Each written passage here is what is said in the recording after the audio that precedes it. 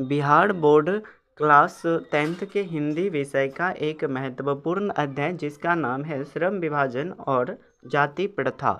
इस अध्याय के मोस्ट इम्पोर्टेंट ऑब्जेक्टिव क्वेश्चन जो कि आपके सीधे बोर्ड एग्ज़ाम 2027 में पूछे जाने की संभावना है, उस प्रश्नों को हम करने वाले हैं। यहाँ पर देख सकते हो परीक्षा में पूछे जाने वाले महत्वपूर्ण क्वेश्चन एकदम सटीक एवं महत्वपूर्ण। तो बढ़ते हैं हम अगली स्लाइड की ओर और जानते हैं पहला क्वेश्चन क्या बताया जा रहा है। तो पहला हमारा क्वेश्चन है, भारत में बेरोजगारी का एक प्रमुख व प्रत्यक्ष कारण क्या है? तो इसका राइट आंसर आप लोग बताइएगा। इसका right answer option number C, जाति प्रथा हो जाएगा। हम लोग फिर से बढ़ते हैं नेक्स्ट क्वेश्चन की ओर।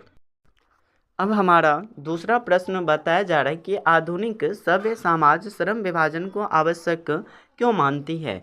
ऑप्शन नंबर ए, कार्य कुशलता के लिए आधुनिक सभ्य समाज श्रम विभाजन को आवश्यक मानती है। अगला क्वेश्चन की ओर हम बढ़ते हैं। आगे बताया जा रहा है कि श्रम विभाजन और जाति प्रथा पाठ बाबा साहेब के किस भाषण का संपादित रूप है? तो इसका right answer option number C हो जाएगा, annihilation of caste in India का ये रूपांतरित रूप है। बढ़ते हैं हम नेक्स्ट प्रश्न की ओर और जानते हैं अगला प्रश्न हमारा क्या बताया जा रहा है। हमारा अगला प्रश्न है, भारत में बेरोजगारी का मुख्य कारण क्या है? तो इसका राइट आंसर ऑप्शन नंबर ए हो जाएगा, जाति प्रथा। जाति प्रथा जो है वो भारत में बेरोजगारी का एक प्रमुख कारण है। तो इसका राइट आंसर ऑप्शन नंबर ए हो जाएगा। अगला प्रश्न बताया जा रहा है कि बाबा साहेब भीमराव अंबेडकर का जन्म किस राज्य में हुआ? इसका ऑप्शन नंबर ए में बिहार में दिया गया है, ऑप्शन नंबर बी में Madhya Pradesh, option C Gujarat, option number D Maharashtra. तो इसका right answer option number B Madhya Pradesh हो जाएगा। बढ़ते हैं हम नेक्स्ट प्रश्न की ओर। अगला प्रश्न बताया जा रहा है कि बाबा साहेब भीमराव अंबेडकर का जन्म कब हुआ? ऑप्शन नंबर ए में है 14 अप्रैल 1891 ईस्वी को, ऑप्शन नंबर बी में है 20 अप्रैल 1892 ईस्वी को, ऑप्शन नंबर सी में है 24 अप्रैल 1893 ईस्वी को और ऑप्शन नंबर डी में है 28 अप्रैल 1894 ईस्वी को। तो इसका राइट आंसर ऑप्शन नंबर ए हो जाएगा, 14 अप्रैल 1891 ईस्वी को बाबा साहेब भीमराव अंबेडकर का जन्म हुआ था। श्रम विभाजन और जाति प्रथा के लेखक कौन है? तो इस चैप्टर के लेखक हम सभी जानते हैं कि बाबा साहेब भीमराव अंबेडकर हैं। नेक्स्ट प्रश्न की ओर बढ़ते हैं। अगला प्रश्न बताया जा रहा है कि आदर्श समाज स्वतंत्रता, समानता, भाईचारे पर आधारित होगा किसने कहा था? ऑप्शन नंबर ए में है मैक्स मूलर ने, ऑप्शन नंबर बी में है भीमराव अंबेडकर ने, ऑप्शन नंबर सी में है बिरजू महाराज ने, ऑप्शन नंबर डी में बताया जा रहा है नलिन विलोचन शर्मा ने। तो इसका right answer option number B Bhimrao Ambedkar हो जाएगा। बढ़ते हैं हम नेक्स्ट प्रश्न की ओर। अगला प्रश्न बताया जा रहा है कि मानव मुक्ति के प्रोधा किसे कहा गया है?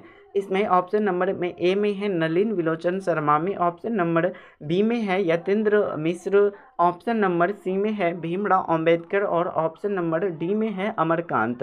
तो इसका right answer option number C हो जाएगा, भीमराव अंबेडकर को मानव मुक्ति के प्रोधा कहा जाता है या कहा गया है।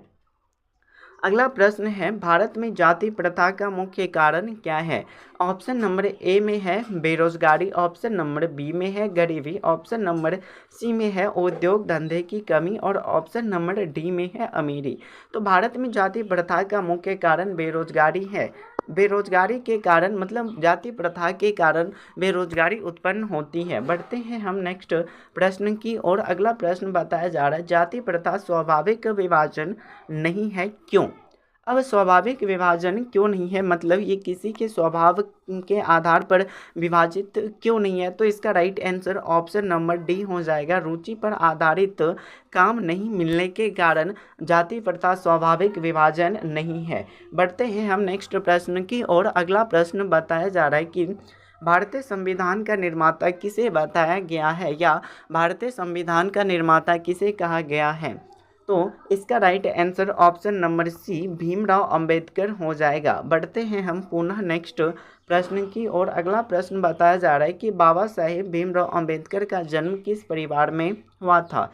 ऑप्शन नंबर ए में दिया है ब्राह्मण परिवार में, ऑप्शन नंबर सी में है कार्यस्थ परिवार में, ऑप्शन नंबर सी में है क्षेत्रीय परिवार में एंड ऑप्शन नंबर डी में है दलित परिवार में। तो इसका right answer option number D हो जाएगा। ठीक है, बढ़ते हैं नेक्स्ट प्रश्न की ओर। अगला बताया जा रहा है कि भीमराव अंबेडकर के चिंतन एवं रचनात्मक प्रेरक व्यक्ति कौन थे। Option number A Buddha, option number B Kabir, option number C Jyotiba Phule, option number D इनमें से सभी। तो भीमराव अंबेडकर के चिंतन एवं प्रेरणात्मक व्यक्ति बुद्ध, कबीर और ज्योतिबा फूले तीनों थे। तो इसका right answer option number D हो जाएगा। अगला प्रश्न बताया जा रहा है कि हु आर शुद्राज किसकी रचना है। ऑप्शन नंबर ए हो जाएगा भीमराव अंबेडकर की। जो भी इंग्लिश वर्ड से शुरुआती हो रही है और उसमें पूछा जा रहा है कि किसकी रचना है, तो इसका राइट आंसर आपको कटाक से भीमराव अंबेडकर में कर देना है। नेक्स्ट प्रश्न बताया जा रहा है कि भीमराव अंबेडकर किसके प्रोत्साहन पर उच्चतर शिक्षा के लिए न्यूयॉर्क गए थे। ऑप्शन नंबर ए में दिया है इंदौर नरेश के प्रोत्साहन पर, ऑप्शन नंबर बी में है बड़ौदा नरेश के प्रोत्साहन पर, ऑप्शन नंबर सी में है मेवाड़ नरेश के प्रोत्साहन पर और ऑप्शन नंबर डी में है राजकोट नरेश के प्रोत्साहन पर। तो इसका right answer option number B हो जाएगा, बड़ौदा नरेश के प्रोत्साहन पर।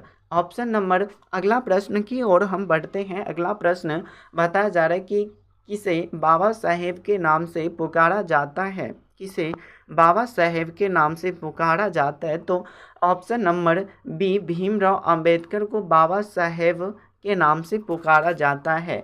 बढ़ते हैं हम नेक्स्ट प्रश्न की ओर। अगला प्रश्न बताया जा रहा है कि the caste in India their mechanism किसकी रचना है। ऑप्शन नंबर ए में दिया गया है महात्मा गांधी की, ऑप्शन नंबर बी में है भीमराव अंबेडकर की, ऑप्शन नंबर सी में है अमरकांत की, ऑप्शन नंबर डी में है गुणाकर मूले की। तो इसका भी राइट आंसर ऑप्शन नंबर ए भीमराव अंबेडकर हो जाएगा। बढ़ते हैं हम पुनः अगले प्रश्न की ओर।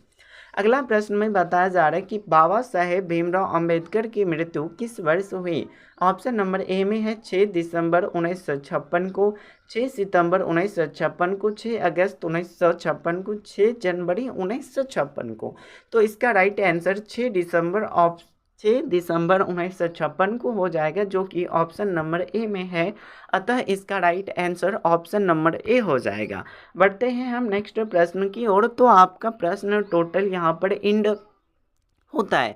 अगर ये वीडियो आपके लिए मतलब अच्छा लगा हो तो इस वीडियो को लाइक एंड चैनल को सब्सक्राइब ज़रूर कीजिएगा।